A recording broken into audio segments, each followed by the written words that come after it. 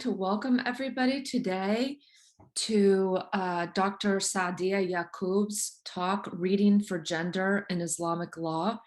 I'd like to welcome her back to Duke. It's a great honor to have you come back in the glory of your becoming a professor now. We're really honored to have you here today. Professor Yacoob graduated from Duke University with her PhD in Islamic Studies. She also received an MA in Islamic Studies from McGill University, in addition to studying Islamic law in Egypt and Jordan. Currently, she is an assistant professor of religion at Williams College. Dr. Yacoob's forthcoming book, Reading Gender in Early Islamic Law, investigates the intersections of gender, age, and enslavement in the construction of legal personhood in Hanafi law.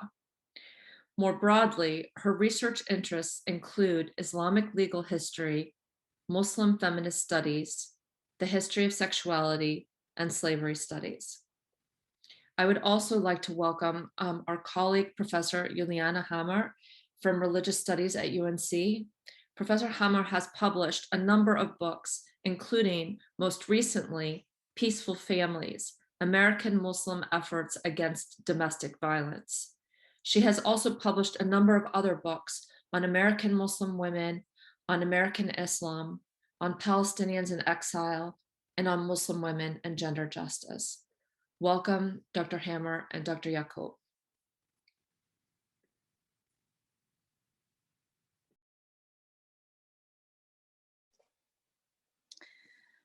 Okay, hello. I want to add my appreciation for Dr. Yacoob being here. I'm mostly here to moderate and help the conversation along. So a bit of housekeeping. We will start with Dr. Yacoob's talk. She's planning to speak for about 40 minutes.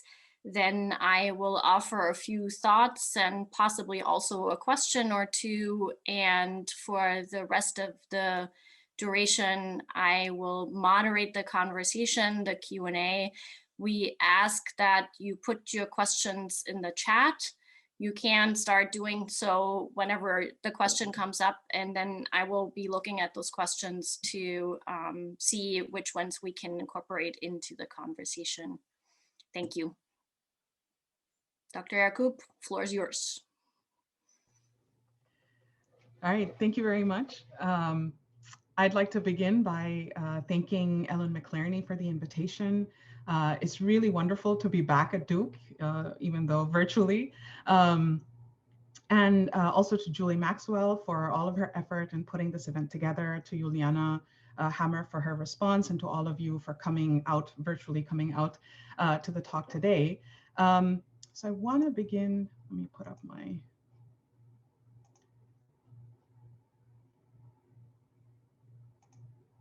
all right. Hopefully you all can see the PowerPoint slide. All right. So I want to begin my talk today by discussing a book that many people familiar with the US Muslim context or the North American Muslim context will recognize. In 1995, Jamal Badawi, an Egyptian-Canadian professor, preacher, and popular speaker, published this book, Gender Equity in Islam, Basic Principles. Dr. Badawi is a highly sought after speaker around the world, and his book, Gender Equity in Islam, is one of the most widely read English language texts on women's rights in Islam.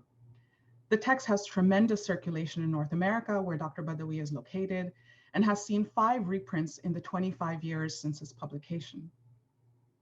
The text is also widely available as a PDF online, and Dr. Badawi continues to be invited to speak on this topic in Muslim communities around North America. The book was written with the goal of clarifying misconceptions, both among Muslims and non-Muslims, about the relations between men and women in Islam, and also provide a normative account of gender relations through an examination of the Quran and the Sunnah. He argues that the term equality is often used to refer to absolute equality, that is, equality in every aspect of comparison rather than overall equality. He prefers instead the term equity because it connotes, quote, justice and overall equality in the totality of rights and responsibilities of both genders, and allows for the possibility of variations in specific items within the overall balance and equality. The emphasis here is of the authors. While there might be particular aspects of the law that differentiate based on gender, Badawi's claim is that in the overall balance and assessment, the genders are equal in God's eyes. The roles played by men and women in society are, quote, complementary and cooperative rather than competitive. While Badawi's book is an intriguing attempt to grapple with Quranic passages, prophetic traditions, and legal rulings that are gender differentiated, what is interesting to me about it is also its silences. In the social order imagined by Badawi, there are only two gendered subjects, men and women. There is no mention of freedom, enslavement, age, lineage, race, etc., as social factors that mediate whether an individual can occupy these reified constructions of maleness and femaleness. For example, in a discussion on property rights, Badawi is at pains to insist that Islamic law granted women property rights just as it did men. He also points out that women have been granted financial security through the dower at marriage, as well as continued status as an independent property owner, even as a married woman. In this entire discussion, no mention is made of enslaved people who did not possess property rights, whether men or women. Neither is mention made of the enslaved wife, who would have no right to the dower, as that was considered the property of her enslaver. In modern Muslim discourse, the conversation on gendered rights and obligations is framed within a gender binary, where power relations are largely thought through two figures alone, men and women. The gendered nature of these subjects is also seen as essential and static. While they may play different roles throughout their lives as husband or wife or mother or father, their gendered nature means that they must occupy the same roles despite their changing relations or life situations. Badawi's account of quote-unquote Islamic gender relations exhibits what Umayma Abu Bakr has described as the acceptance of biological essentialism among modern Muslims. Pre-modern Muslim jurists, on the other hand, imagined a much more complex social world in which gender was only one of a number of social identities that shaped an individual's legal status. In addition to gender, age, enslavement, freedom, race, lineage, sexual status, religion, occupational status were all considered in the construction of legal personhood. While jurists certainly articulated gendered assumptions about maleness as active and femaleness as passive, this gendered narrative did not assume an essential and unchanging nature of gender. What I mean by this is that the category gender did not exist as a singular group of individuals with shared interests or a shared social position. Unlike what we saw in Badawi's account, pre-modern Muslim jurists did not assume that shared anatomical sex necessarily entailed shared legal status. Instead, gender always intersected with other categories in determining an individual's legal status. In this talk, I will focus on the juristic discussions on consent to marriage to demonstrate that legal personhood was constructed at the intersection of different social identities rather than gender alone. I'll begin by giving an overview of early Hanafi legal discussions, so basically 8th to 12th century, which is the period that covers from the formation of the legal school pretty much through its solidification. So I'll cover these early Hanafi legal discussions on consent to marriage, and then move to talk about how we might understand this discussion through a focus on legal personhood. While my focus in this talk, as well as in my book project, is on the early Hanafi legal school, my argument about the intersectional nature of legal personhood is something that can be applied more broadly to other legal schools as well. While Sunni and Shi'i legal schools differed on legal rulings, as well as their methodology and legal reasoning, the idea that legal status depends on the intricacies of an individual's social location is one that I suspect will be accurate across the legal schools. So I'll begin by talking about consent of free individuals to marriage. So as Keisha Ali has noted in her book, Marriage and Slavery in Early Islam, marriage in Islamic law is understood as a form of dominion that the husband exercises over his wife. This construction of marriage was solidified in the formative period of Islam and cuts across legal schools. In this conception of marriage, licit sex was understood as a husband's exclusive control over his wife's sexual capacity. Ali also notes that the institution of slavery structured the jurist's conceptualization of marriage and divorce. In this analogical framework between marriage and slavery, marriage granted the husband something akin to ownership over the wife's sexual commodity in exchange for a dower payment and financial maintenance. Consent to marriage was important for Hanafi jurists, particularly because marriage was understood to be a contractual relationship. But not everyone had the right to consent to marriage, as this depended on the particularities of an individual's legal status. The most established right of consent was given to the free adult Muslim man. And for the remainder of the talk, I'll largely be talking about Muslim subjects here. I'm not going to keep saying Muslim just for the sake of brevity, but just to kind of make that clear. So his, as in the free adult Muslim man's verbalized consent, was necessary for the validity of the contract, and he could not be compelled into marriage by anyone. Now, of course, in practice, outside of a framework of legal rights, the ability of a free adult Muslim man to marry who he willed was complicated, as the legal discussions on suitability of marriage demonstrate. So these are discussions where the jurists are discussing whether or not two people would be suitable as spouses for one another.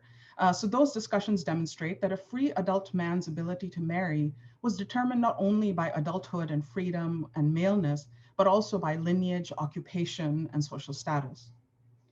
For the Hanafi legal school, the free adult Muslim woman, whether a virgin or a non-virgin, had both the right of consent to marriage as well as the legal ability to contract her own marriage. Now, this looks very different if we were to go to the Maliki, Shafi'i, and Hanbali legal schools, all of which require the consent of the guardian. Like the Hanafis, the majority of 12-verse Shia jurists also allow a free adult woman to contract her own marriage. For the Hanafi jurists, this position hailed from the legal school's eponym Abu Hanifa, who purportedly held that once a female child reaches legal majority, she is able to make sound decisions regarding herself. Puberty thus marked not only legal majority, but also a threshold that carries an individual from what Hanafi jurists saw as cognitive and experiential immaturity of children to the beginnings of adult maturity. Now, adulthood, like childhood, was also considered to be in stages. So puberty only marks the beginning of the cognitive ability of discernment, which is further honed as an individual ages. For Abu Hanifa then, a woman of legal majority, whether a virgin or a non-virgin, had the ability to make sound decisions regarding her life, granting her the right above her guardians to make marital and financial decisions regarding herself. Now, the legal agency of free adult women to contract, a woman to contract her own marriage was not unrestricted. While she did not need the permission of a guardian, her guardians did have the ability to challenge her marital decisions if they deemed her spouse unsuitable. Unsuitability was based on a number of criteria, among them lineage, religion, enslavement, character, occupation, and wealth. In this ability of male kin to challenge a marriage contracted by the free adult woman, we can see that her marital decisions could not be separated from kinship structures and the family's stake in controlling the kinship ties formed through marriage. So I'll move on now to consent of legal minors to marriage. While Islamic law conceptualized of marriage as a contractual relationship between two parties, it did allow for one or both of those parties to be legal minors. And in the context of Islamic law, legal minority is described as those individuals who had not yet entered puberty, puberty being marked by menstruation for girls and ejaculation for boys. There are some discussions that also mention ejaculation as a marker of puberty for girls as well, but usually it's menstruation. Unlike free adult individuals, however, free minors did not have the legal agency to offer consent. They were considered to not yet have the intellectual capacity and discernment to make decisions that secured their interests. And thus it was the guardian's consent and not the minors that carried legal weight in the contracting of a marriage. And we can see this especially in legal discussions where jurists talk about a marriage that was contracted by the legal minor. Almost always they're talking about a minor boy who decided to contract a marriage for himself. And they specify that that contract is suspended until the minor's guardian offers their consent. Hanafi jurists not only required the marriage of a minor to be contracted by the minor's guardian, but also allowed guardians to compel the minor into marriage. While the other Sunni legal schools only allowed the father to compel his minor child into marriage, the Hanafis granted the paternal grandfather and other legal guardians the power to compel the minor into marriage as well. Mothers could also act as a legal guardian and compel their children into marriage. However, she was not singled out from other guardians in the way that the father and the paternal grandfather were, meaning that her decision was subject to the same restrictions as that of other legal guardians. A mother could contract a marriage for both her minor son or daughter, but as Carolyn Baugh has argued, later Hanafi jurists did not discuss a mother's legal capacity to contract marriage for their minor sons, indicating that such a marriage practice was no longer common. Mothers did, however, continue to contract marriages of their minor daughters, as is evident from court cases even from the Ottoman period, so that continued to remain pretty common. The right of compulsion was granted to the father and paternal grandfather on the assumption that they possessed both sound judgment and also had the best interests of the child in mind. Hanafi jurists often talked about the care and concern. They use the term kamal al-shafaqa, that a father or paternal grandfather holds for the child, a sentiment that would ensure that they would not place their own self-interest above that of the minor. For example, the 11th century Central Asian Hanafi jurist Muhammad al-Sarakhsi talks about the difficulty of finding a good match and argues that it would cause harm to a minor girl if a suitable match was passed over due to her minority. Of course, the reality of minor marriage is far more complicated than these legal assumptions. While there are certainly court cases and legal opinions that demonstrate a father's concern for the safety or well-being of his minor daughter who he had married off, often this is around cases where the husband wants to consummate the marriage and the father is concerned that the daughter is not yet physically ready for that. Other cases show that fathers married off their minor daughters and then usurped their dower, something that continues to happen even today. The mother was considered to have the best interests of the child, but not sound judgment. And legal guardians, other than the mother, were seen as lacking in that love and care that only parents and grandparents would hold for the minor.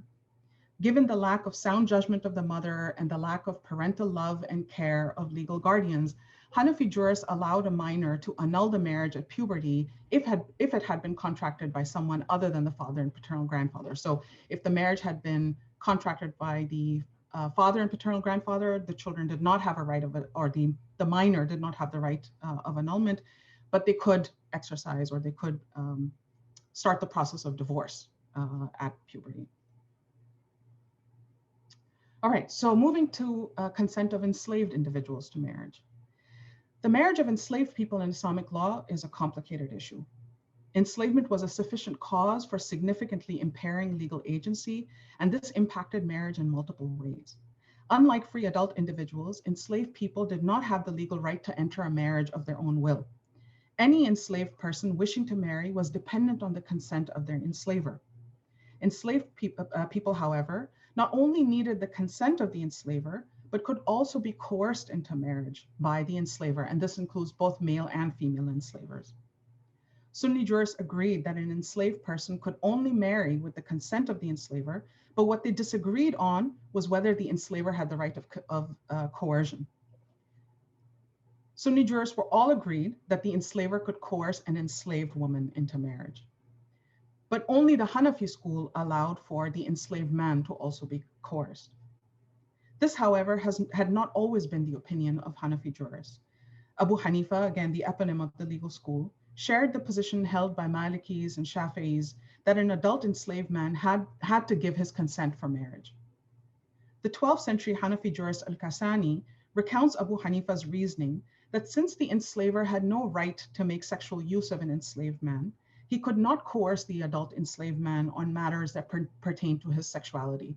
Now, this would be different if this was a minor enslaved boy.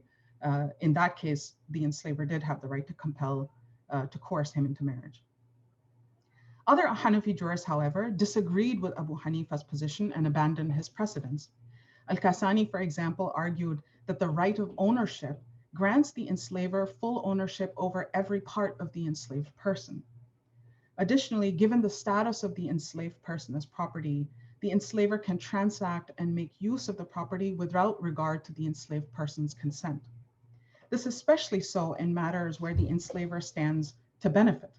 Among the benefits that are accrued to the enslaver through coercing the marriage of an enslaved man, Al-Kasani argues, is reproduction, and ensuring that the enslaved man will not resort to illicit sexual intercourse, which was considered a quote unquote defect that the jurists talk about significantly, which would then decrease the property value that's assigned to an enslaved person.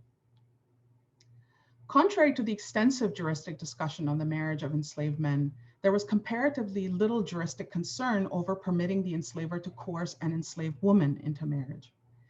As I mentioned previously, free adult women had the legal agency to contract their own marriages in the Hanafi legal school.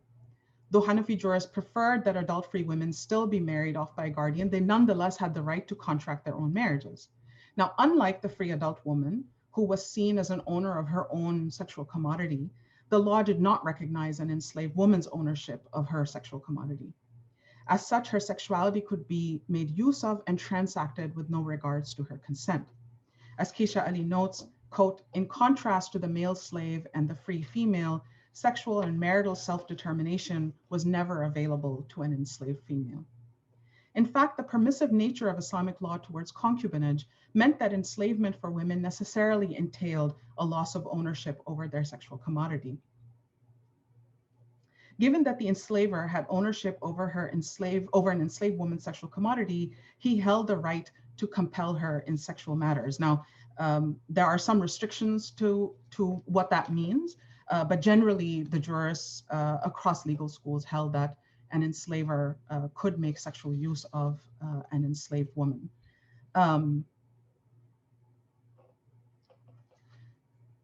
Now, the sexual use that was made of enslaved women was also not limited to male enslavers. Female enslavers in Islamic law could not licitly have sexual intercourse with enslaved women. However, as historian Stephanie Jones-Rogers has argued, writing about white female enslavers in the American South, she argues that if we expand our understanding of sexual violence endured by enslaved women beyond the sexual use made by male enslavers, we begin to see that both male and female enslavers alike sexually exploited enslaved people. As Pernilla Mirna has shown, female enslavers often gifted their husbands enslaved women in an effort to acquire their goodwill or their favor. Female enslavers who trained singing girls, so these are the qiyan, especially in the Abbasid period, often did so in the hopes that they could make a profit through their sales. So there is a certain kind of investment that free adult women had in enslavement as well. Okay, so let me give a quick overview here of all the different legal considerations given to consent in marriage by Hanafi jurists. I know I've just gone over a lot of technical legal details, so I'll try to give a brief recap here before moving on to talk about legal personhood. So if we look at this table here, it's a helpful visual mapping of consent to marriage. We can see here that the only people who held the right to contract their own marriage are free adult individuals, both male and female. They're also the only individuals who cannot be compelled or coerced into marriage. Now, the legal ability of the free adult woman to contract her marriage is constrained by suitability of the spouse, but she still had significantly more right over herself than any of the other subjects. Free legal minors, whether male or female, and enslaved people, regardless of their gender, did not have the ability to offer consent and could also have a marital contract imposed upon them. The right to consent in marriage, an essential aspect of both self-determination and sexual autonomy, existed on a spectrum for legal subjects, from those who had relatively unrestricted right to consent, which is firstly free adult men and then free adult women, to those who had next to none, which is essentially enslaved women.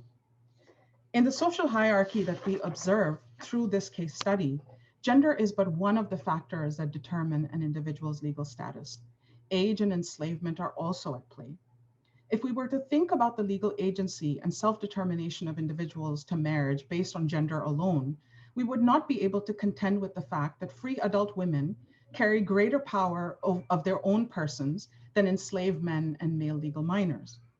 We would also not be able to contend with the fact that it was not free adult men alone, but also free adult women who carried the authority to impose themselves on enslaved people and legal minors. As Ash Geisinger has argued, gender was, quote, internally fractured, and that's a term borrowed from Sami Najmabadi, by distinctions based on enslavement, lineage, etc. Serena Tolino, in a recent piece, also argues that rather than the male-female binary, pre-modern Islamic societies were based on man and the other binary. Zahra Ayoubi's latest book on Islamic ethics also notes the instrumentalization of both women, but also non-elite men by elite men. How then can we understand the nature of legal personhood in Hanafi law, given these different social identities that are at play in establishing a social hierarchy? What is the relationship between these different social identities, and how does age, enslavement, and gender come together in determining the legal capacities and legal agency of individuals? In answering these questions, I propose that turning to intersectionality as an analytical framework will help us understand the complex intersecting systems that were at play in determining how Hanafi jurists assign legal status to individuals.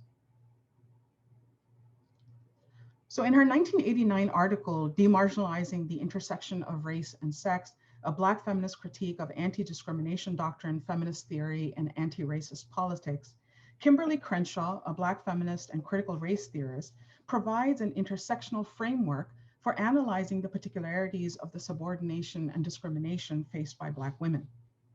The dominant feminist and anti-racist frameworks, she argued, took a single axis approach, looking at sexism and racism as distinct categories of oppression. Such a framework builds an understanding of discrimination from the experience of those who are most privileged within the singular identity. So that is those who don't face discrimination, but for their racial and sexual identities. What this entails is that our understanding of sexism is based on the experiences of white women, those who are privileged by their whiteness and would not face discrimination if it were not for their sexual identity. Similarly, the understanding of racism is based on the experiences of Black men who are discriminated against due to their racial but not their sexual identity. To clarify her critique, Crenshaw discusses several cases in which the court's framing and interpretation of the experiences of Black women failed to understand the discrimination they faced. For example, in a lawsuit filed by 5 Black women against General Motors, the court rejected the plaintiff's claim, arguing that Black women workers were not considered a special class in anti-discrimination laws. The court reasoned further that since GM had hired women, albeit white women, prior to 1964, there was no sex-based discrimination that was being experienced by Black women within the company. In this case against GM, the court's inability to recognize that Black women's experience of employment discrimination lay at the intersection of both race and sex meant that the law failed to address the discrimination faced by Black women employed by GM. For Crenshaw, this and other cases demonstrate that in a legal system that can only think with single issue analysis, sex and race discrimination are distinct categories. Such an approach fails to recognize that Black women sit at the intersection of these different categories and thus experience discrimination in a number of ways that are not distinguishable from one another. So in the experience of discrimination that Black women face, you cannot actually distinguish, right, between what's the sex-based discrimination and the race-based discrimination. In arguing for an intersectional rather than a single axis approach, Crenshaw gives us the metaphor of traffic at a 4-way intersection. If we think about discrimination as traffic that runs through these intersections, we can better understand the intersectional nature of discrimination. We might consider that at times traffic flows in one direction, but if an accident takes place at the intersection, it'll likely be due to cars traveling from many different directions. So in this manner, if we analyze discrimination intersectionally, then we understand that an incident of discrimination can be the result of multiple intersecting factors rather than one alone. While Crenshaw developed intersectionality as a critical lens through her interaction with US anti-discrimination laws for thinking about the discrimination faced by Black women, intersectionality has emerged since then as a powerful lens for analyzing the intersecting nature of social structural arrangements of power. In my reading of Islamic law, intersectionality opens up a rich analytical terrain for thinking about the intersecting power relations that constructed legal personhood. If we return to my previous discussion on consent to marriage and read it through Crenshaw's metaphor of the traffic intersection, we can see how gender, age, and enslavement intersect in creating different vulnerabilities for individuals based on their particular intersections of these different identities. The legal incapacities and social vulnerabilities created for individuals cannot be understood through the category of gender alone. There is no assumption about shared interests or social position that would construct men and women as a singular pre-existing group prior to the categories of enslavement and age. As Marian Katz has argued, quote, gender and its attendant legal implications are deeply modulated by reference to other markers of personal and social status. Conceptualizing legal personhood through the metaphor of the traffic intersection, we can see that consent to marriage is not conceptualized by Hanafi jurists as men and women's right to consent. We see instead at least three intersecting systems of legal disadvantage and incapacity. I'm looking specifically at age, gender, and enslavement, that intersect in creating six different legal statuses or legal persons who face different configurations of legal disadvantage. In order to better understand how these social identities intersect in constructing legal personhood, I find helpful Patricia Hill Collins' proposal in her book, Intersectionality as Critical Social Theory, for thinking about intersectional social identities as co-formative. Such an approach recognizes that these social identities are interdependent and mutually constructed, and thus cannot be disassembled and analyzed as separate entities. With regards to my account of legal personhood in early Hanafi law, an approach of co-formation allows us to recognize that the intersection of different social identities create an entirely new self, that is, a new legal person who must be analyzed and understood as a separate entity. To analyze each intersection of social identity as creating a unique legal person would require us to abandon the idea that gender had a greater role in shaping legal personhood of an individual than the other identities. To understand then the legal discussion on consent to marriage, we must think of the intersections of gender, age, and enslavement as a space where a new legal person is created. The legal personhood created at the intersection of these different social identities is not an aggregate, so it's not gender plus age plus enslavement. The enslaved woman's legal personhood, for example, cannot be understood as the compounding vulnerabilities of femaleness and enslavement. These different social identities come together in a seamless manner, mutually constructing one another. A co-formative approach recognizes that these identities do not pre-exist as a category that carries a fixed meaning, but are instead interdependent. The nexus of these different identities then acquires particular meaning in each articulation of legal personhood. They cannot be disaggregated from one another in order to see how each individual part works outside of its interaction with the whole. While I'm largely focused on the intersectional nature of legal personhood in this talk, in my book, I also look at the situational and relational aspects of legal personhood. So legal personhood in early Hanafi law was neither abstracted nor centered the individual as a legal person outside of their social, familial, and communal ties. So in that sense, the sort of legal person in the early Hanafi legal tradition is very different from what we see of the abstracted legal person in liberal legal traditions. In this legal world, personhood was constructed as both relational and situational. As situations and relations changed, so did the individual's legal personhood. To understand this further, consider the example of the free adult wife, who is simultaneously also a female enslaver. Each one of these legal personhoods was relational and situational. That is, it was acquired in a particular relation and was tied to that specific situation.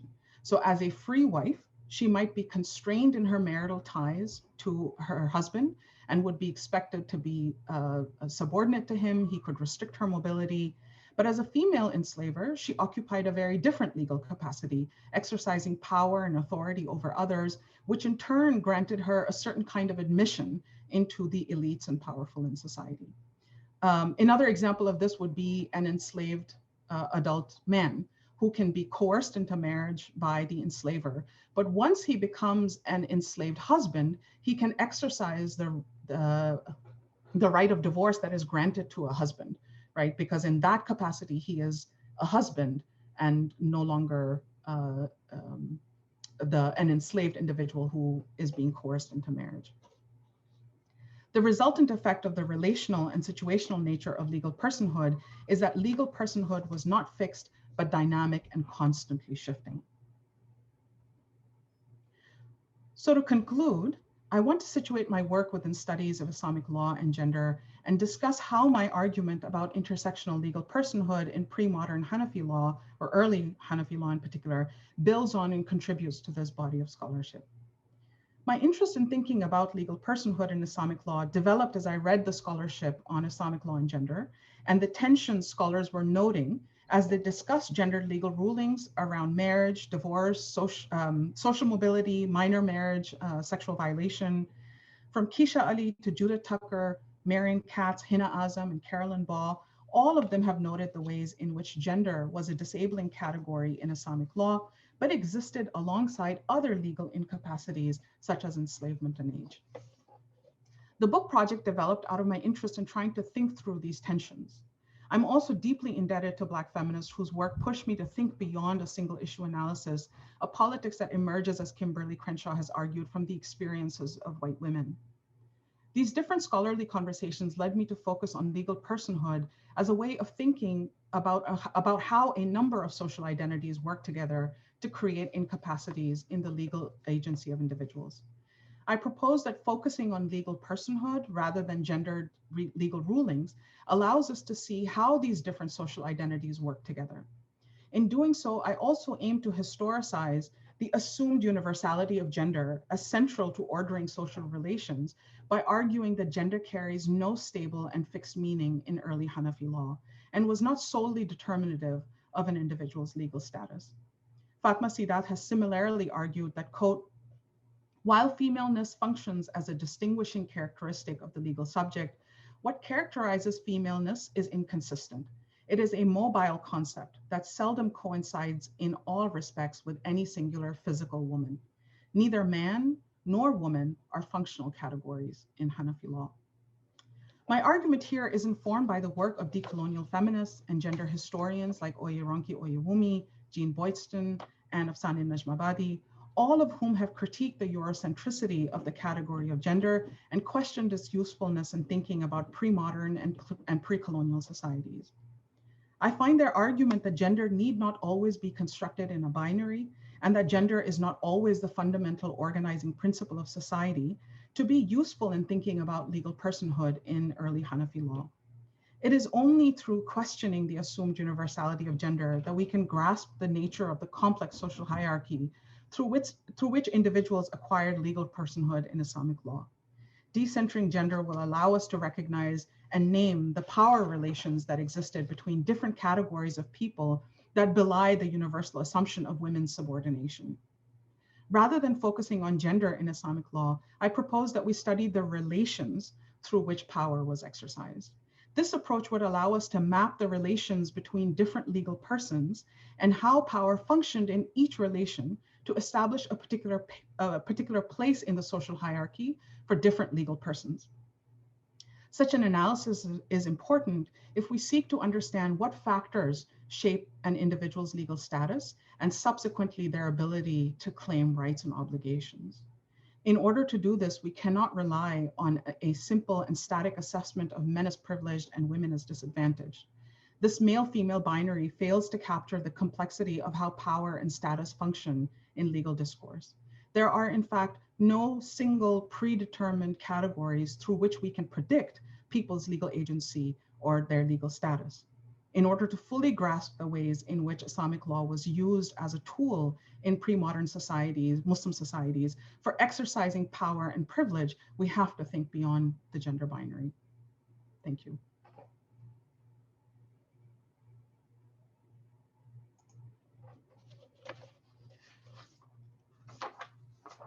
Okay, thank you, Dr. Yacoob. I feel like I should probably just wait 5 minutes for everyone to process. There was a lot going on. So, and I need to process for a minute too, so I'm gonna actually give us a minute and give you a minute to take a deep breath.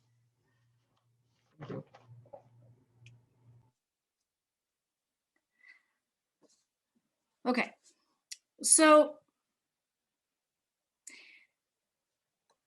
I'm feeling like I want to ask all my questions, but that's of course not how responding is supposed to work. So I'm gonna try and keep that contained.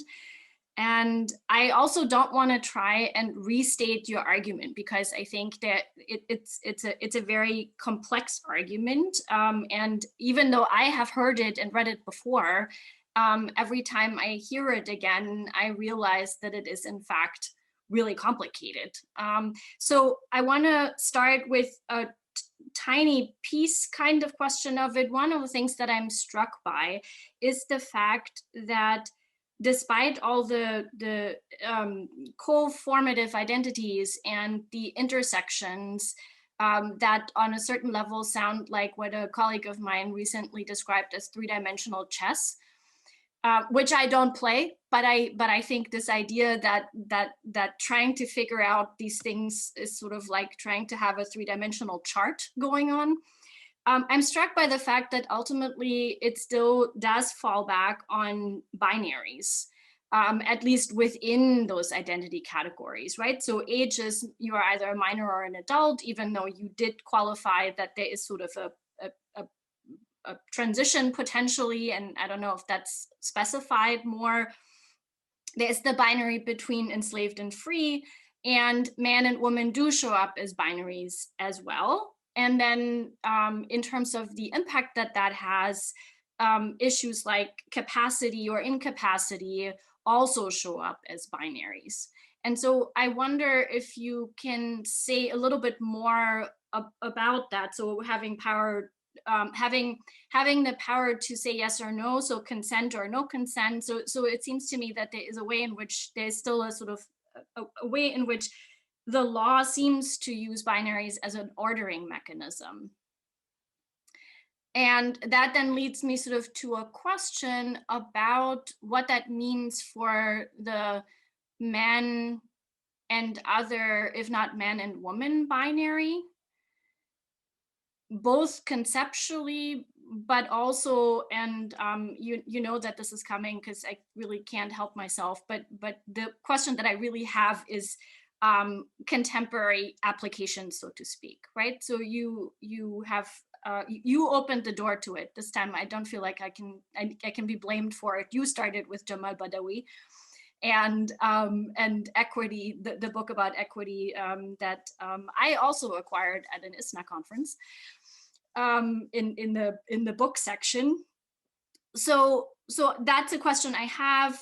Where do you see that making an intervention that's more than a scholarly intervention? That's not to say that the scholarly intervention isn't magnificent and really important.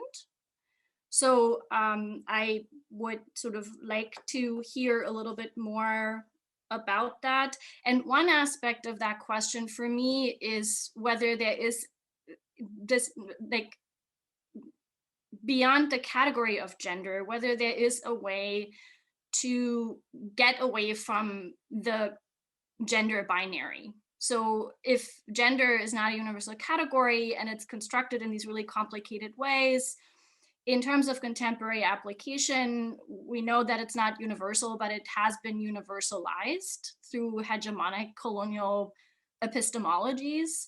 And so I wonder if you have thoughts, and I know it's a big question, but like whether there is somewhere in there where we can also get beyond the gender binary. I think I'm not going to take up any more time because I also see that people are writing stuff in the chat. So if you want to start with this and then we'll move from there. All right, yeah, thank you. Thank you for those questions, Juliana. That's they're very thoughtful. Like they're kind of pushing me to think about some of this work that I've been doing. So I think in terms of the binary, I think I share with you that concern that ultimately at some level, there's always this kind of binary construction of either adulthood, legal majority, legal minority, enslaved or free. You know, you'll see it in legally sane, legally insane, right? There's always, and I think some of it is part of, you know, what a jurist does, which is use a certain kind of definitional criteria that defines something by defining what is not it, right? So how do you know whether something somebody is an adult, you also then think about, well, what is not an adult? And that's a certain kind of binary thinking. But I think ultimately what I see as the main binary that functions in Islamic law is what they talk about as this active passive binary. So initially when I came across this binary construction, it was largely being articulated in a gendered language. So men were being described as active. They largely use the terms fa'il. So it's very much grammatically being described as somebody, as the subject that acts, and then women get described as passive. But then what I was seeing is this very complex landscape in which all kinds of people can actually take on positions of activity and passivity, regardless of what their gender might be. And I think, part of what I see happening there is that fundamentally that binary of active passive becomes how they understand power relations, or how power functions in social relations. So your position on it keeps changing, but fundamentally there's always somebody who is holding power over somebody else. But it just so happens, because of the way in which this is constructed, that person who is having power exercised on them can simultaneously be exercising power over somebody else, right? So you're not always tied to a position of being in that kind of position of passivity. But I think, at a larger level, the conception of power or the conception of social relations always happens within this power dynamic of somebody who holds power and somebody who does not. Now, again, it's mediated by certain kinds of affective relationships. So there's an assumed love between husband and wife, between child and parent. Also a certain, not so much love, but a certain kind of, I don't want to call it intimacy, but a certain kind of relation that exists between enslaver and enslaved that jurists also imagine, that for them in some way mediates the kind of power that is being exercised in that relation. But fundamentally, I think that still, is that binary is very central to that, to their way of thinking about social relations. To your question about the contemporary applicability of this, I think for me, part of what really motivates me in doing this work is that beyond offering a critique of power relations in Islamic law, I'm also really interested in how this pre-modern legal tradition can speak back to our contemporary realities. And I think there's a way in which reading Islamic law in the ways through this kind of intersectional understanding of legal personhood presents us with a framework for thinking about social relations as being beyond gender binary, right? That like one can, it presents Muslim feminists the possibility of seeing this as a framework from which one can argue that actually we don't have to think in the gender binary, right? That the legal tradition did articulate certain ideas of men and women, but it was not what Jamal Badawi is arguing, where certain ideas, I mean, this is natural and it's biological and you must occupy these positions, right? What it's actually saying is human existence is super complicated and we have to look at people's social locations in order to understand what their moral and ethical responsibilities are. That's what I see as something that's powerful about the ways that I hope some of us can read this kind of argument about legal personhood, right? As Islamic law, pre-modern Islamic legal discussions can be a space from which we can both critique the universality of the gender binary and its Eurocentricity, and then also question the assumption of individual autonomy as being central to human liberation, and think about the ways in which social locations and social relations, right, that there are legal systems that didn't just see us as individuals who were autonomous, that weren't really located in our social relations with people. So it can be a space where we can imagine a different way of existing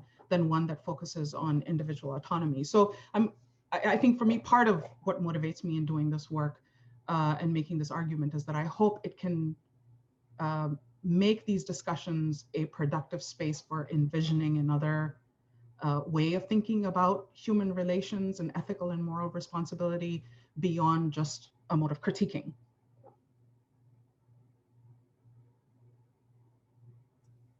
Wonderful, thank you.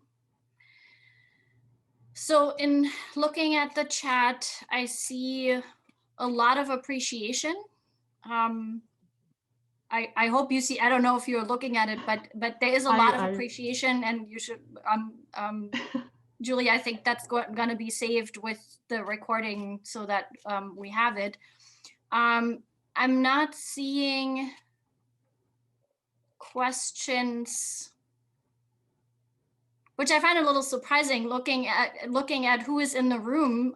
Maybe all the great specialists for Islamic law that I am not could. Professor Hasso.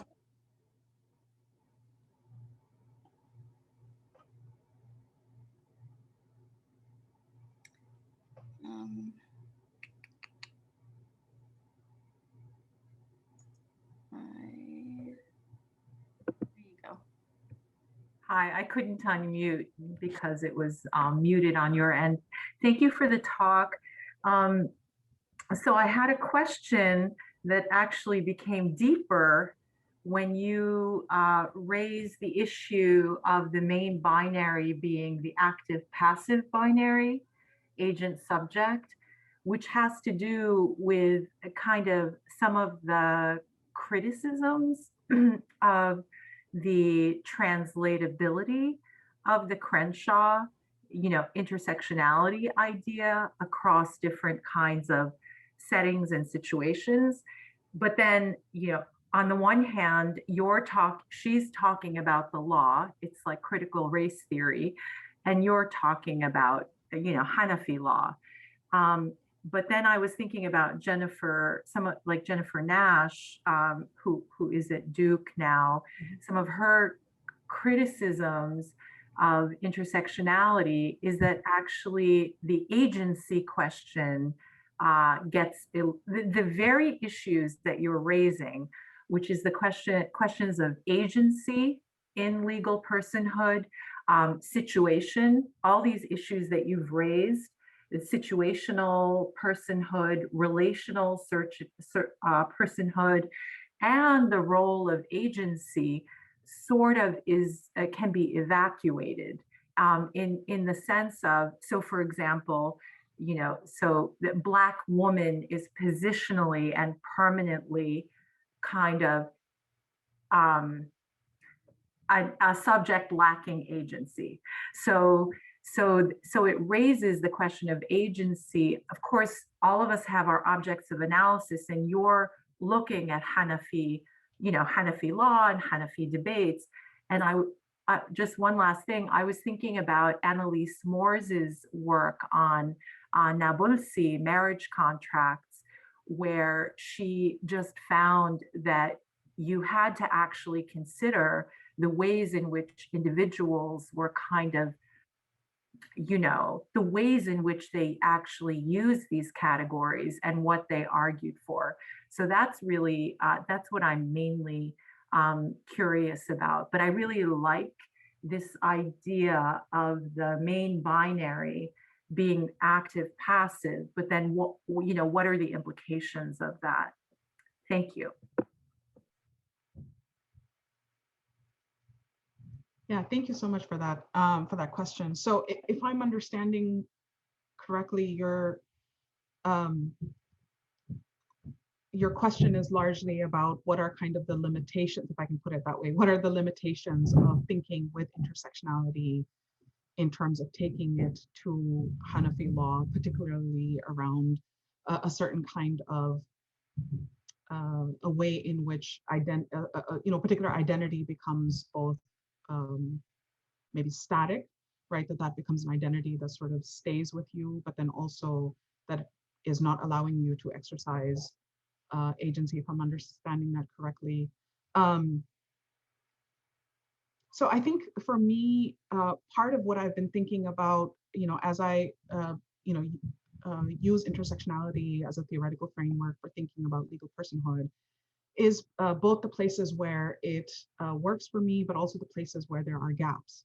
So I think in a way it works for me because both, Crenshaw is talking about a legal tradition and I'm talking about a legal tradition. And I think it works for me in that sense because legal traditions are invested in creating identities, right? Like they're invested in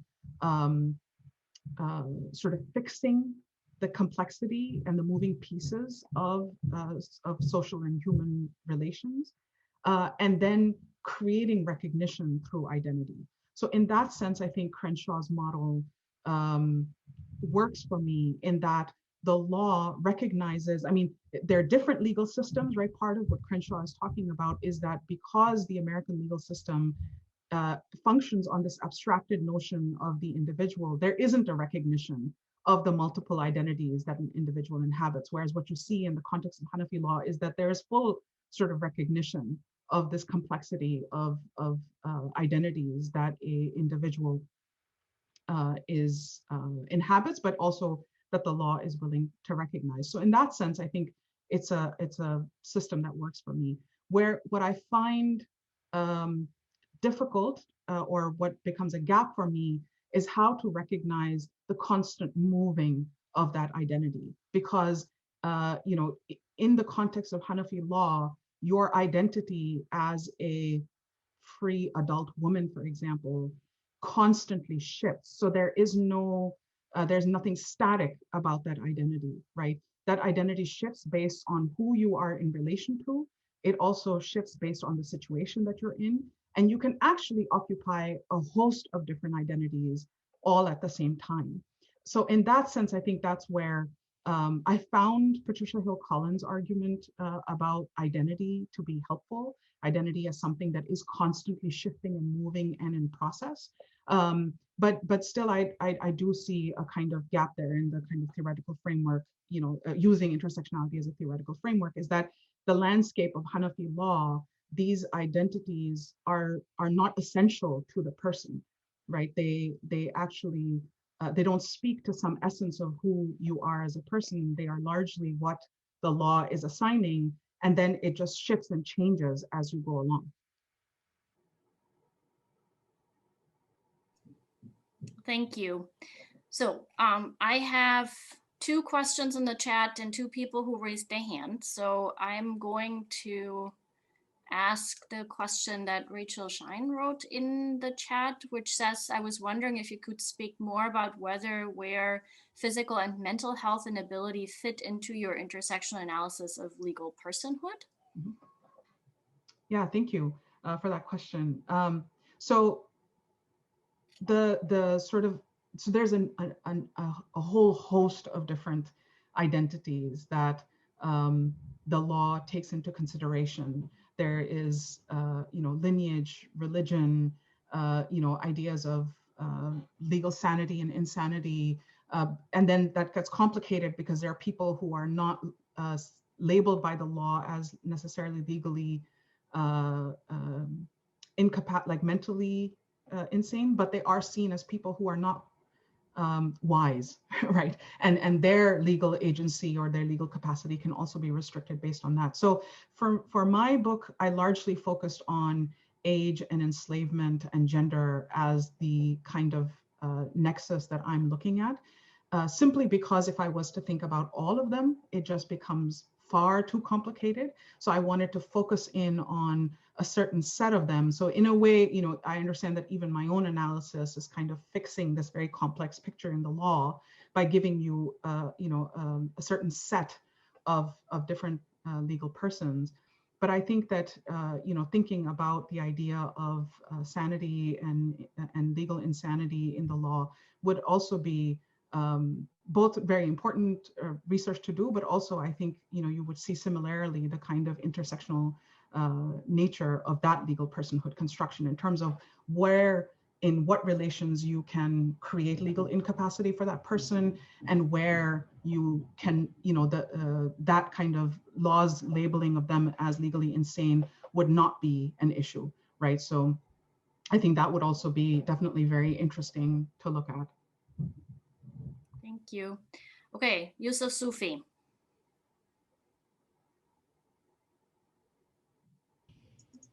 Sorry to keep you waiting. Thank you, Dr. Yacoob. That was super interesting. That was really great. I really like the idea of legal personhood because I think it forces us to think about the law and power beyond a collection of rulings. I have a thought and I'm wondering what you think of it. So I agree that the law is messy beyond simple binaries. And I'm wondering if you would link that to the fact that a lot of the substantive legal texts approach legal rulings or legal questions through the lens of qiyas. And because of that, there's this continual desire to make comparisons and to elaborate on how some things are alike and other things are not alike. So I'm just wondering what you would have to say about that. So if I'm understanding your question correctly, that like the sort of complexity and the number of legal statuses that we're seeing is largely because of their thinking through analogical reasoning, that they're making comparisons. Yeah, like something intrinsic to the way the law works. Yeah.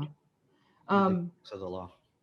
Yeah, thank you for that. Yeah, I mean, that's something I have not thought about, is to what extent a certain kind of analogical reasoning is the reason why you see a proliferation of different legal persons. I've thought of it much more from a kind of social historical angle in that, you know, that there are actually these individuals in sort of in social existence, right? There are enslaved people, there are husband-wife relations, adult-child relations, and that, you know, what you see the jurists doing is really trying to think through, you know, how these people should relate to one another, right? Like the substantive legal texts I read largely as what the jurists have to say about how things should be, right? So in a way, they are in conversation with what they see socially around them, you know, as well as, of course, their own training in that legal tradition.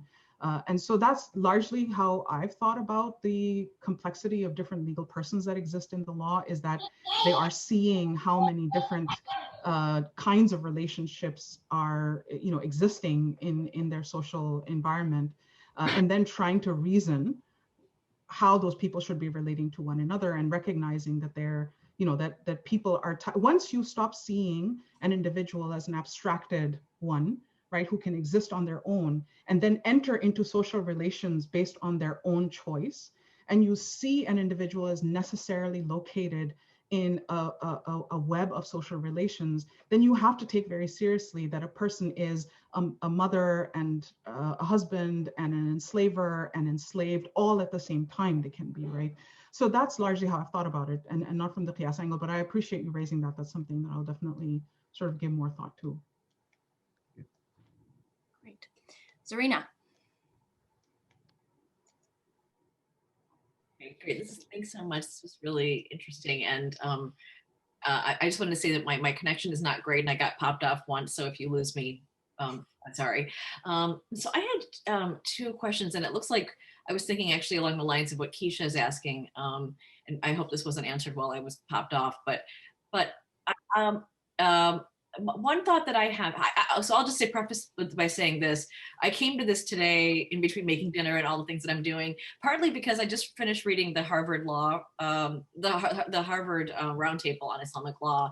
And I have to say, as an anthropologist and someone who is also Muslim, I mean, I was really, but also travels very much in the worlds of women, gender, and sexuality studies, and other fields where I was just really struck by the way that the conversation around gender and critical theory was happening in that roundtable. And I wondered if you could just, I mean, you don't have to talk about that particular set of responses, but I wonder if you could just situate your own work in terms of the field, what you think are the big factors in the field from your vantage point, and this project, this intervention, because I mean, I really like the way you're bringing in, you know, intersectionality and even theorizing, you know, ability to disability. There's also, of course, now the move to even get beyond that of things that like Zakiya Iman Jackson's, like, where's Black feminist critical theory going, you know, in these other directions. And so like now post Crenshaw, you know, so I wondered if you can just say a little bit about how you think of that field, and maybe just a comment if you have any thoughts on like bodies of theory and how theory travels into this subfield of Islamic law. And I just want to know how you kind of situate yourself, like what's your sort of forecast, if you can make a forecast of where the field is going? Wow. I guess very simply, if I was to talk about where I situate myself in the field, I would hope that, an analysis like what I'm offering here would be a invitation and an opening for scholars of Islamic law to think about the ways that critical race theory, gender studies, race and ethnic studies has a lot to offer to Islamic law as a field in terms of a theoretical framework for thinking about the materials that we work with. And some of this is not entirely new, right? I mean, certainly Sherman Jackson has used, stuff from legal studies to think about Islamic law. What I've tended to see is that there is more engagement in Islamic law with legal studies as a field than there is necessarily with critical race theory, right, or critical legal studies. So I think, I would hope that some of us who are doing this kind of work will encourage the field to incorporate these conversations that are happening in other disciplines. Some of it, I think, is also about one's disciplinary training and location. I received a certain kind of training, and so I do a certain kind of work. And that might not be seen by everybody as what the field should be doing, but at least hopefully, and it's not just me. I think the people who have done this work before me, like Keisha Ali, Judith Tucker, Marion Katz, Hina Azam. There's people before me who have tried to really push the field to think about other disciplines and what they have to offer our field. I would hope that this would just be another humble contribution, to that. Now, whether that gets accepted, whether that gets picked up and represented as part of what Islamic law also is, I think that then becomes about certain kinds of editorial decisions that are being made that we might or might not have control over. But I at least hope that some of this work will encourage people to think about the usefulness and the fact that these conversations can actually speak to one another, because I've definitely had my share of conversations with people where they feel, that like, what would be the utility, right? Like, what would it even offer? And I think some, maybe showing what that, what bringing these different conversations together has to offer that might not otherwise have been possible, I hopefully will open up some doors. Well, I mean, I just have to say, so you're giving us a narrative in which the field is catching up to Black feminist theory. It's not even where Black feminist theory is now. And is that a fair characterization? I mean, it sounds like you're kind of saying that this is a field that is still reading, almost a generation behind this journal trying, and you're just introduced. I mean, a lot of what you did today was sort of lay out, almost like teaching your colleagues how to think about these things if they're not familiar with these other bodies of literature that they're not reading. And is that how you sort of see it? That it's sort of a kind of, there's no, for example, I wonder if I had to think of like one text that not people who don't work on Islam have all read, it would be Jasper Puar's, book, which is actually doesn't take up intersectionality, it takes up assemblage and works with queer theory. I mean, this is probably something that, maybe the people in Islam who work in Islamic law don't really read that kind of material, but I guess that's what I'm asking you, it's just like a yes or no. Would you say that, like, when it comes to critical theory, that Islamic law is like behind where many of the other humanities fields are? I'm just asking you to say that, because that's kind of what I took away from this presentation, as much as rich as it was, and I appreciated a lot of it. But I think that was what you were kind of talking around, is that, like, we're still fighting about like a debate that happened, I thought, in the 90s. The debate about to be fair. To be fair, I think that's putting Saadia in a complicated position. The risk for her to say that out loud right now. I saw Keisha nodding, so okay, well, Keisha will say it. Okay. Generationally speaking, in terms of risk and security, I will. I think it's okay not to answer that, Saadia. I would direct the question, sorry. No, I mean, I do want to clarify that I don't want my presentation to be necessarily read as telling my field that they're behind and that, you know, they're not, you know, that they're not with the conversation. I am, you know, to me, this is very much the, you know, the where I came to is very much part of my own process of thinking about this. And also, I think a lot of it has to do with the fact that, like, I'm also teaching in an environment where nobody does what I do. And so I have to be in conversation with people, you know, at a kind of, you know, where I really have to sort of step away from the technical details of what I do and be in conversation with the broader questions, which then introduce me to a whole host of conversations, you know, that then shape the work that I do, right? So I don't want to, I would not argue that me sort of bringing intersectionality theory to thinking about Islamic law is meant to tell, you know, my colleagues in Islamic law that they're, you know, behind on the conversation. But I do hope that it will encourage others who are, you know, working on Islamic law to think about how other conversations in the academy, not just the ones that we have so far looked at, you know, do have something to offer. And I would add that it seems to me that asking the question in that way, Zarina, is also sort of assuming a linear way in which progress works and where some people have to catch up with some other people.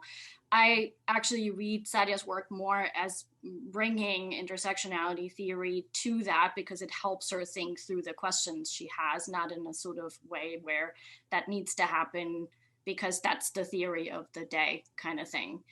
So there's something related to history. I'm getting a little overwhelmed. Junaid, I see your hand. We're not quite there yet, working on it. So Fahad Bishara is asking, I do want to ask about history here. There's a way in which we can think about these issues as being detached from particular places and times or being historically specific questions. Does history matter here? Or do these genres of legal writing end up flattening time? Okay, so I can see sort of two ways of answering that question or what that question might mean. One is this question of, you know, do we read these jurists as being located in their own particular historical circumstance and then read that, you know, what they're producing as a product of that particular historical moment and location. The other way I can think about that question is whether, you know, whether something about these legal texts tell us something of what is happening historically, right? I mean, I think there's, and I think both are valuable work to do. For me, I think I'm much more interested in thinking about, so my interest in these texts largely comes from contemporary conversations.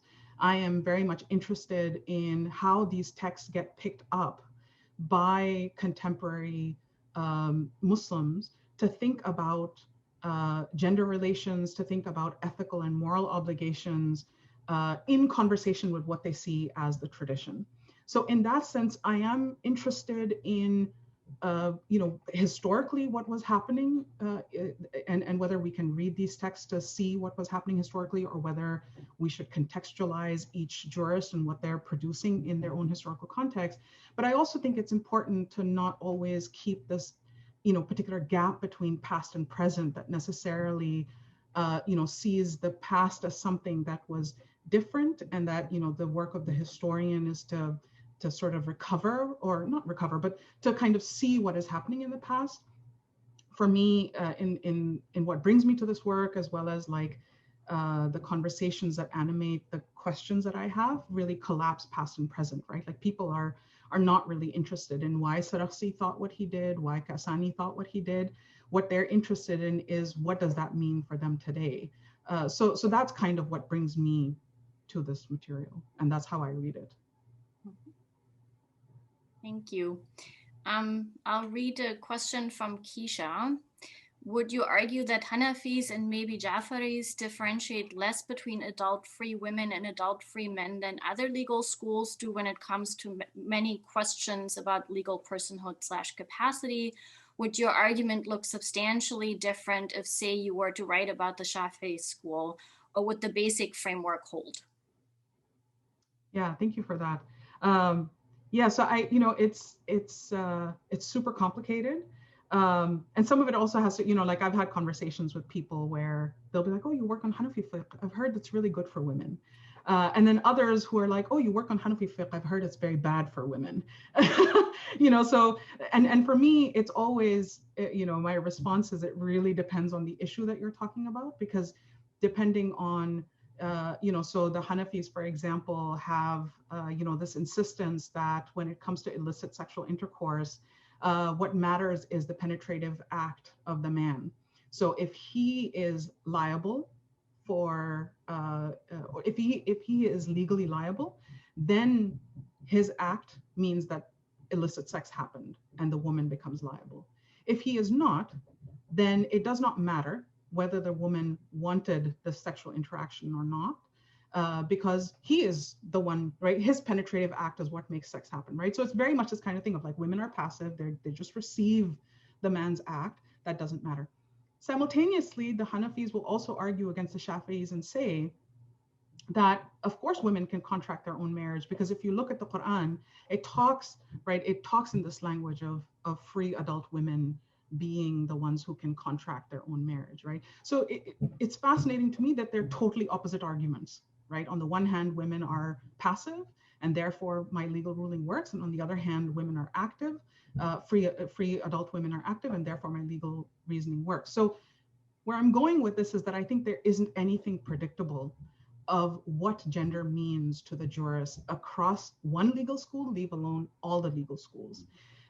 What I suspect will be the same across the legal schools is the fact that there are constantly a number of social identities that are at work in defining what is the legal agency of an individual, and the fact that it will be located both situationally and relationally. But I also suspect that what it means to be an enslaved person, what it means to be a free adult woman, what it means to be a legal minor, all of these things, there's nothing predictable about them across the legal schools. Thank you. Junaid.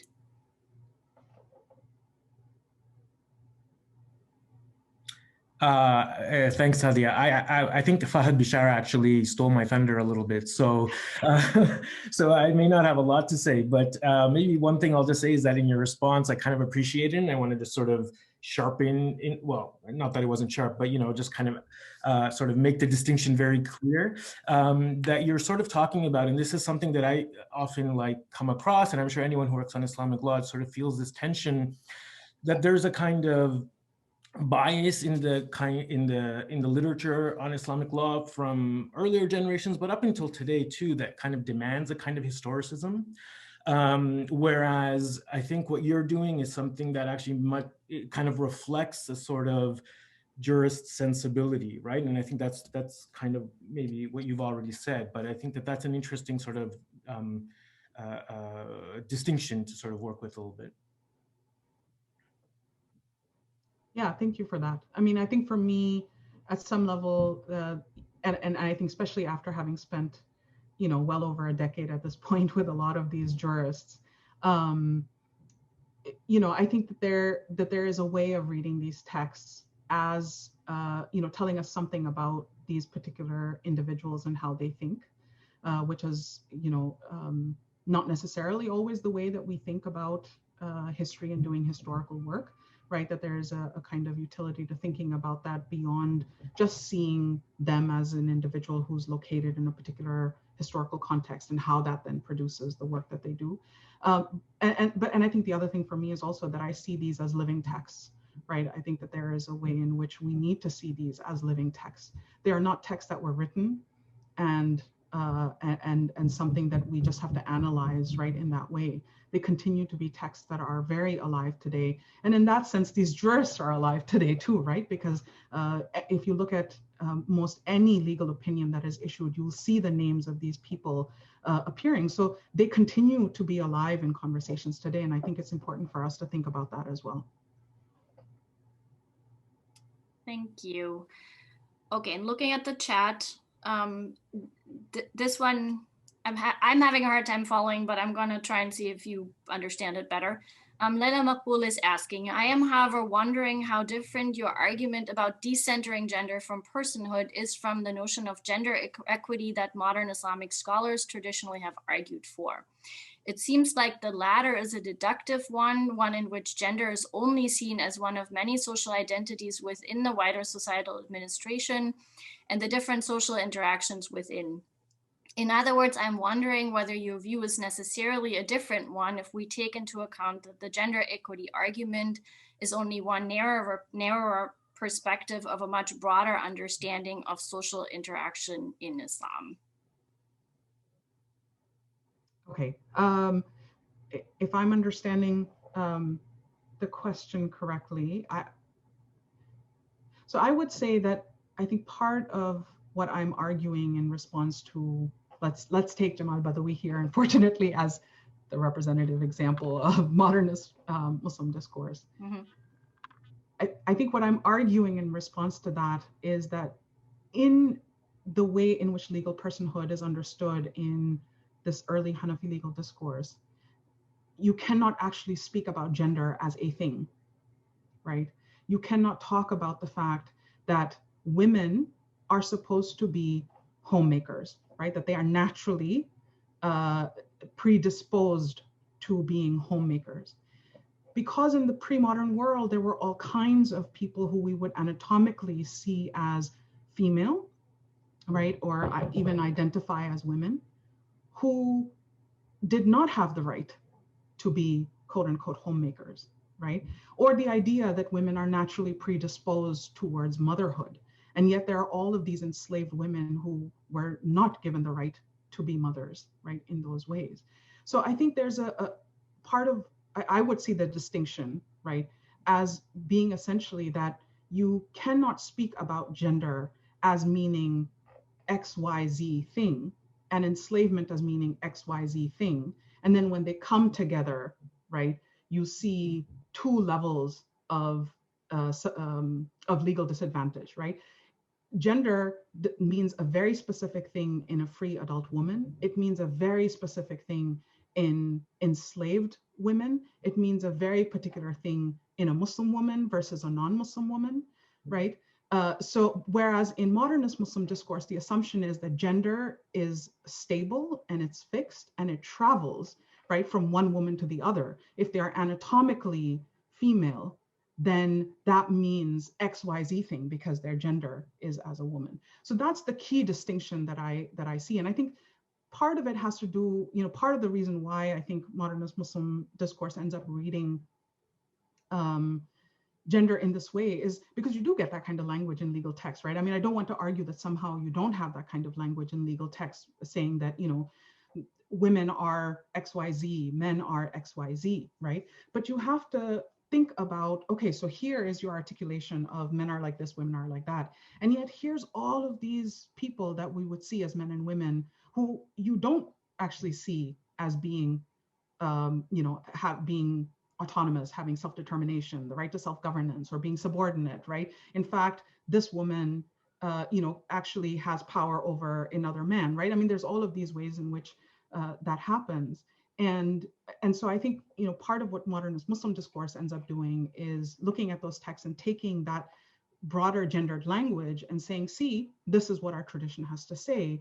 And by completely erasing the complexity of that legal world and not talking, right? I mean, almost all of these legal texts will take out any references, right? They'll take out, if you're talking about marriage law, they'll take out all of these sections in legal texts on the marriage of enslaved people, on the marriage of, legal minors, and then just present the, a certain discussion of the law as being about men and women. So to me, there is a very significant difference between that kind of modernist Muslim tendency to see gender as fixed, to see gender as static, and to see it as biological, versus what is happening, or what I am analyzing as what is happening in early Hanafi law that might articulate certain kinds of notions that we see as biological, but in fact, that does not at all mean that all women and all men must live in a certain way or have certain kinds of rights. Thank you. So we have 2 minutes, and I'm not seeing any question that might work for those 2 minutes. So I'm gonna maybe ask one of my own as the sort of last question about decentering gender, because it's a question that I ask myself in my own work as well. So on the one hand, I have, and you have too, focused on gender for such a long time that the notion of decentering it is a little terrifying. Mm-hmm. And so I wonder if you can say a little bit more about like what that would look like, what happens. And partly I think that's a question of disciplinary boundaries and resources and quote unquote sexy topics, right? So could you say a little bit more about what you think that decentering more broadly than in your own work? I want to point out that gender is the only thing in the title of all the things you were talking about today, right? So what that might look like. Yeah, thank you for that. So I have some thoughts on it, but I hope that the argument that I'm making will be generative and that this will then hopefully raise a conversation about what this will look like that all of us will participate in. I think for me, part of what this means is a mode of going to these legal texts, but beyond even the legal text, I think for those of us who are thinking about the pre-modern Islamic context, how to think about power relations, right, that don't center gender, because the minute you do that, there's a certain erasure of all of these complex ways in which people were facing vulnerabilities, right, that we can no longer account for. So I find it troubling that we can't think about the fact that free adult women, for example, exercise a significant amount of power over certain individuals in society, and were actually invested in the subordination of those people, right? Because their subordination gave them power, right? Because there was a certain way in which they were not sitting at the top, right? And I think beyond that also for me, this question, even what we see as the free adult man as kind of sitting at the top of the hierarchy, there's all kinds of nuances, right, to that construction, right, of a legal personhood, in that nobody, right, you can't say that free adult men are the ones who sit at the top of the hierarchy, because your lineage matters. So Nabil Hussain has this piece that he recently published looking at lineage in these legal discussions. Your lineage matters, your occupation matters, your social status matters. Are you muhsan or not, right? Like, are you somebody who has had sex in a marriage relationship? It's a certain kind of status marker, right? All of those things start to matter. So in order to really grasp the way in which power worked in social relations, we have to think beyond these identity categories, and particularly, not focusing on gender, but also, then not focusing on, okay, well, then it's the next category, right? But sort of stepping back from it and saying, okay, let's think about how social relations were being used as a way of creating hierarchies, right? Individuals were able to acquire a certain position for themselves by exercising power over others, while others were exercising power over them, right? That's my hope, is that we can sort of move towards that kind of a conversation. Mm-hmm. Now, I do recognize that for those of us that work on gender in Islam, those of us that work on gender in Islamic law, there's a marginalization of the work, right, that we do, and a marginalization of us as scholars. And I worry, right, in that I don't want my argument to be read as a delegitimization of the work that we do. I mean, for me, I would not have been able to arrive at this point of even talking about decentering gender without actually thinking about gender and all the scholarship that has happened as people are thinking through the category of gender. So I think, I'm very cognizant of the fact that, it can be read in this way, and want to be very vocal about the fact that that is not what I'm arguing.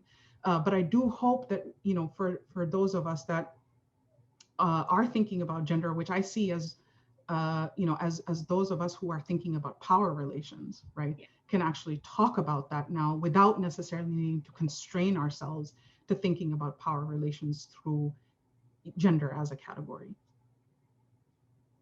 Thank you. I think it was a wonderful sort of zooming out and framing the conversation. So thank you again, Dr. Yacoob, for sharing this material from your hopefully forthcoming book here tonight. And thank you everyone for being here and for staying 4 minutes later. We appreciate your presence. We appreciate the engagement. You have a lot of fans. I do need you to read through the chat at some point just to see how many people. I hope I'm able to have access to the chat. I don't know if that Yes. happens. Oh, good. Okay. Yeah, because I tried, but I'm like, thanks my everyone. And thank you, Professor McLarney and Julie and everyone else involved in putting this together. Thank you so much again for the invitation. Thank you to you, Liana and Ellen and everybody. Thank you for coming. Thank you all for attending, and thank you so much for this beautiful conversation.